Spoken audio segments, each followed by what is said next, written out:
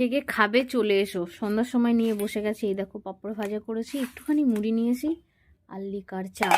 আমার সাথে আমার মুনু শোনাও, সরি মুনু নেই, মিনি আছে। কারণ মুনু তো নেই, অনেকে হয়তো জানোই নাকি আমার মুনু মারা গেছে। মারা যায়নি, কেউ মেরে ফেলেছে।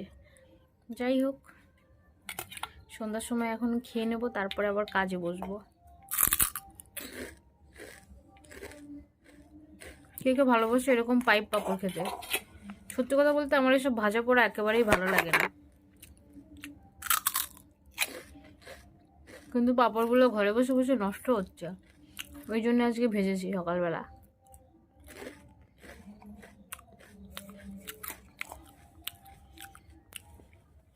আর আমার চা খাওয়ার স্টাইল,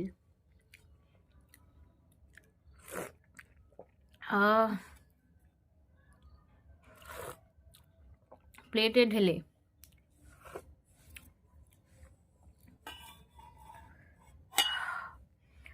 বেশি করে আদা দিয়ে লিকার চা,